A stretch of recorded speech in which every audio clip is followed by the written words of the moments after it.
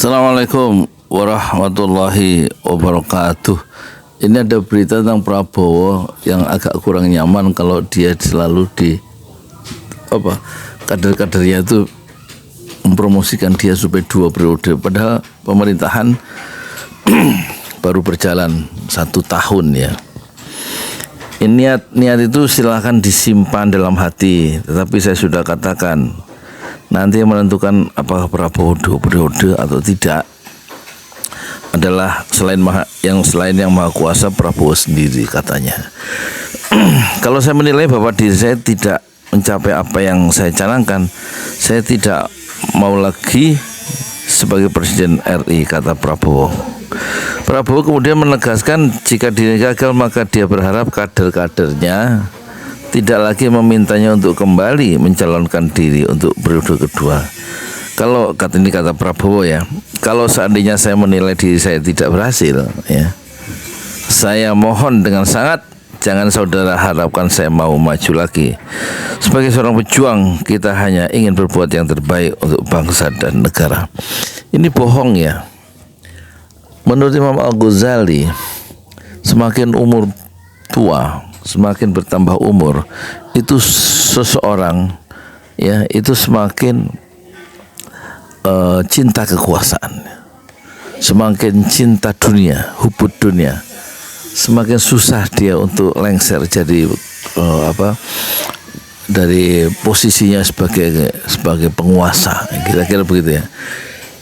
Jadi kalau ada satu ucapan Prabowo, dia minta kader-kadernya jangan mendorong dia, jangan meminta dia maju sebagai presiden periode kedua ya. Kalau dirinya dinilai gagal, Prabowo menilai prestasinya gagal sebagai presiden pada periode pertama, itu kita jangan mudah ya terkecoh ya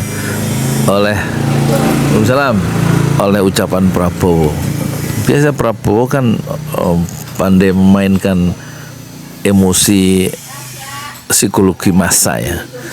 Jadi kita nggak perlu terlalu percaya dengan ucapan Prabowo, dan dia pasti ya akan maju kembali ke periode kedua karena merasa dirinya berhasil. Meskipun banyak kritik-kritik, itu kan begitu ya. Jadi sebenarnya secara dari sisi Prabowo sendiri tidak mungkin dia akan melepaskan peluang untuk menjadi presiden periode kedua, apalagi dia sudah untuk keempat kalinya ini dia baru berhasil ya, setelah berjuang bertarung itu baru berhasil menjadi presiden pada official election, pemilihan presiden yang keempat kalinya, dan nggak mungkin dia begitu sederhana cara berpikirnya ya. Meskipun dia gagal katakan begitu dalam periode pertama sebagai presiden, nggak mungkin dia akan mundur ya sebagai orang yang nomor 1 di Indonesia. Itu poin pertama.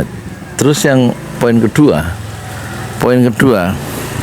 yang dipersoalkan itu, yang kita persoalkan adalah biasanya lingkungan atau lingkaran Prabowo atau pengikut Prabowo yang selalu ya, pengikut itu selalu kalau tidak menjilat dia melakukan glorifikasi ya, suatu upaya pemujaan yang berlebih-lebihan terhadap pemimpinnya, dan itu akan menggelapkan mata sang pemimpin terhadap kritik-kritik atau terhadap perspektif baru dari civil society yang tidak mungkin perspektif baru itu disodorkan oleh orang-orang yang melakukan glorifikasi.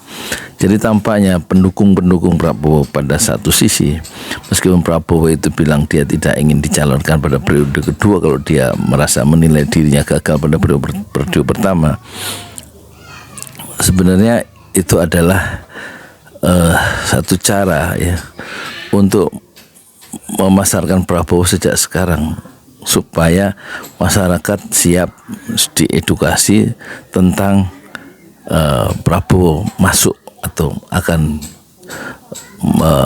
bertarung pada periode kedua.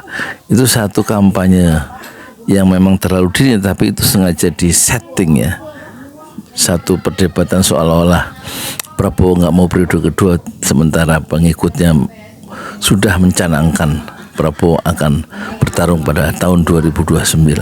Itu sebenarnya suatu upaya ya untuk mendidik atau mengedukasi masyarakat supaya siap menerima Prabowo pada periode kedua, meskipun Prabowo itu berpura-pura tidak ingin ya masuk periode kedua kalau dia merasa dirinya gagal.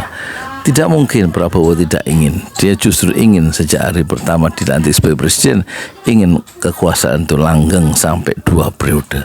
Dan itu adalah lumrah ya. Dan itu adalah fitrah manusia yang semakin bertambah usia itu akan semakin bertambah susah untuk lepas ya, dari kekuasaan yang sudah digenggamnya. Assalamualaikum warahmatullahi wabarakatuh.